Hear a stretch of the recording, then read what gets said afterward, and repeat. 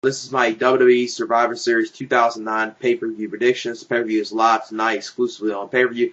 Thought I'll give in my pay-per-view predictions and preview of this pay-per-view right now. I know it's a couple hours away, but felt, okay, you got a couple more hours till the pay-per-view, so I'll at least give my predictions of this pay-per-view.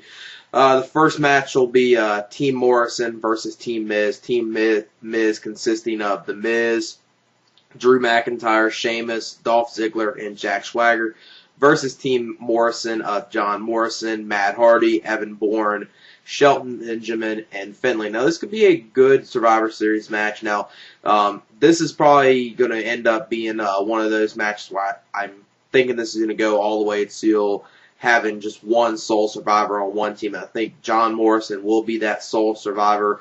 See it ending with The Miz versus John Morrison, them two be the final person on their team, and this will be a little payback for John Morrison. He'll be able to defeat The Miz on this pay-per-view, since The Miz was able to defeat John Morrison at the last pay-per-view, so they'll be tied 1-1 at this pay-per-view. And should be an entertaining match. You do got some good talent in there, but on the Miz side, you got some inexperienced talent and some talent that's not that good either. You got Drew McIntyre, he's kind of inexperienced. Sheamus as well. Haven't seen anything really impresses me about him. And as far as Dolph Ziggler, I think everyone already knows what I feel about him. I don't think he's improved at all. Whereas the other team looks pretty good. I mean, you got John Morrison, he's great. You got Matt Hardy. Now, he's kind of hit or miss within the last year. Sometimes he's good, sometimes he isn't. Evan Bourne, he's always entertaining to watch. Shelton Benjamin is great. And Finlay, Finlay, for his age, he can still go in the ring. Now, in the other team, The Miz is entertaining, but The Miz isn't, the greatest performer in the ring, but he has greatly improved from what he used to be about a year or two ago. I will say that, but I see John Morrison be the sole survivor on his team. The next match will be Batista versus Rey Mysterio. Now, this match, it's going to go one or two ways. It's either going to be Batista coming out here and completely squashing Rey Mysterio, or it will be Batista coming out here and just beating the living hell out of Rey Mysterio, and getting himself disqualified, so Rey Mysterio wins the match via disqualification, because I think this is going to be one of those types of feuds that is going to at least last a month or two. I don't see it going all the way to Mania. I don't think they would do that, but this is something they might at least go up until the Rumble. Possibly they might at least do it then.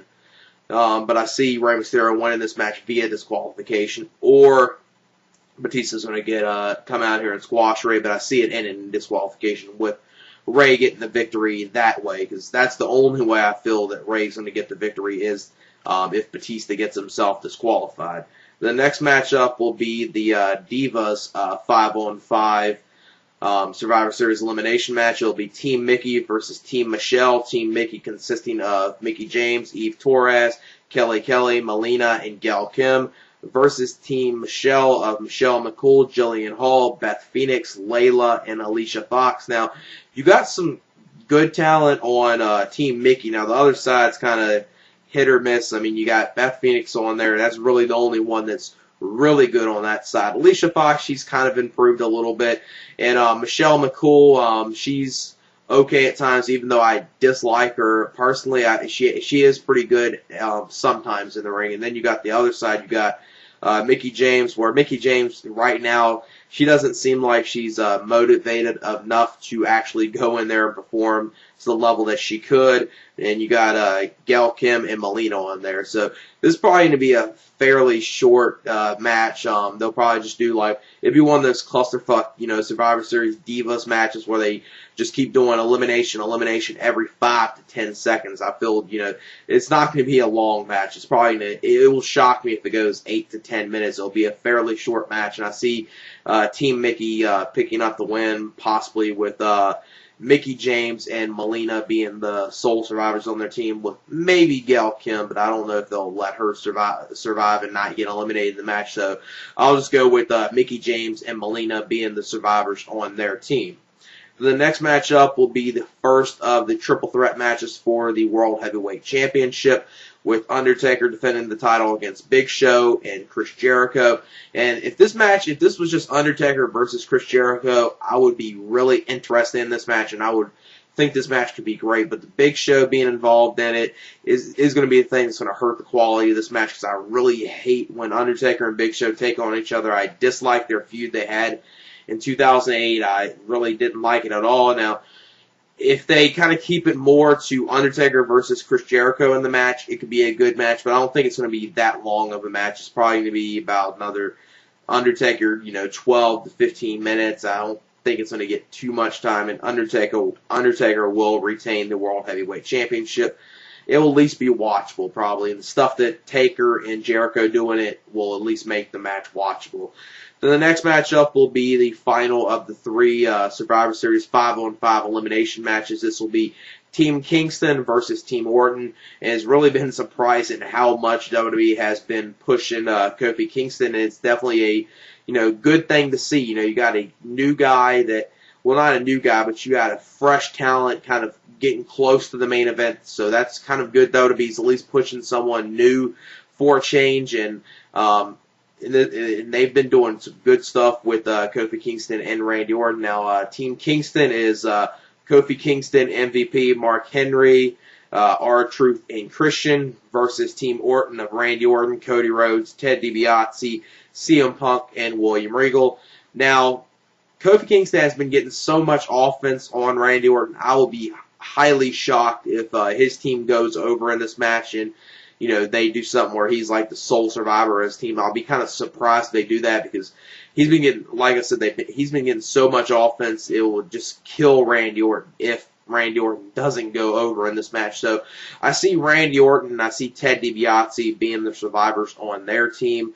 Or they might go around maybe having Randy Orton and Kofi Kingston being the final members of their teams, with Randy Orton being able to defeat Kofi Kingston with some help, be it someone distracts the ref or something, and Randy Orton just low blows him. They could possibly do that, but I see it being Ted DiBiase and Randy Orton being the survivors on their team. I'd like to see them do something where they maybe kind of start teasing, or maybe they'll just completely do it, have Ted DiBiase have a face turn in this match, but it's one of those things. I think WWE is going to really milk it for what it's worth, so it's going to be one of those things that's probably last a little while until he completely, turns face. I think it's going to be one of those types of things WWE does, where it has a very, very slow build to it, and it kind of seems like it's going to happen, then other times they kind of die off, kill it from actually happening. So, but I see Randy Orton's team winning, Randy Orton and Ted DiBiase be the survivors on their team.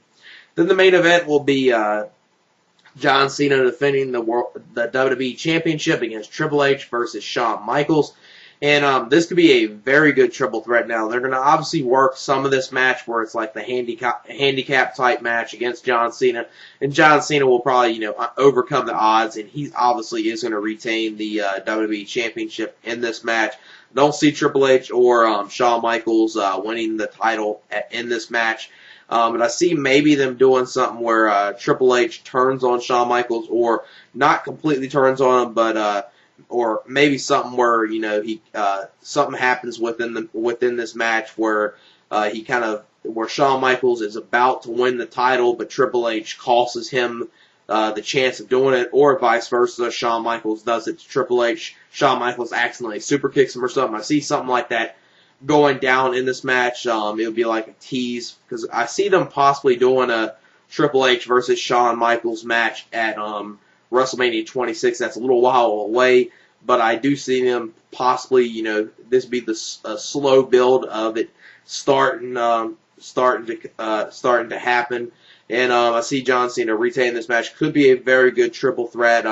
As long as they don't work most of the match, a handicap match, and they just do that more or less in the beginning of the match, then it starts, being a regular triple threat. It could be pretty good, but John Cena will retain the WWE Championship. And this pay-per-view right here, it has the chance of being, it's going to be either one of those pay-per-views WWE is going to really succeed and have a good pay-per-view, or it's going to be a really terrible pay-per-view. I don't think this is going to be one of those pay-per-views where it's going to really fall in the middle. I think it's really going to either be one of those pay-per-views that's going to succeed a lot, and it's going to be a very good show and people are going to like it, or it's going to be one of those shows people are going to hate it, just because it's one of those types of cards where It has the chance of being booked as a good show, but at the same time, it has the chance of being booked as a bad show. So, yeah, that's it for my WWE Survivor Series 2009 pay-per-view predictions.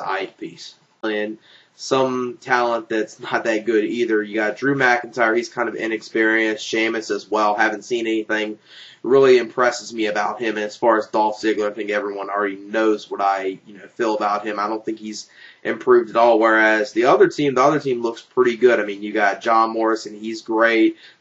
This is probably going to end up being one of those matches where I'm thinking this is going to go all the way to having just one sole survivor on one team. I think John Morrison will be that sole survivor. See it ending with the Miz versus John Morrison, them two be the final person on their team. And this is my WWE Survivor Series 2009 pay-per-view predictions. The pay-per-view is live tonight, exclusively on pay-per-view. Thought I'll give in my pay-per-view predictions and preview of this pay-per-view right now. I know it's a couple hours away, but felt, okay, you got a couple more hours till the pay-per-view, so I'll at least give my predictions of this pay-per-view. And this will be a little payback for John Morrison. He'll be able to defeat The Miz on this pay-per-view, since The Miz was able to defeat John Morrison at the last pay-per-view, so they'll be tied 1-1 at this pay-per-view. And should be an entertaining match. You do got some good talent in there, but on the Miz side, you got some inexperienced talent. First match will be Team Morrison versus Team Miz. Team Miz consisting of The Miz, Drew McIntyre, Sheamus, Dolph Ziggler, and Jack Swagger versus Team Morrison of John Morrison, Matt Hardy, Evan Bourne, Shelton, Benjamin, and Finlay. Now, this could be a good Survivor Series match. Now,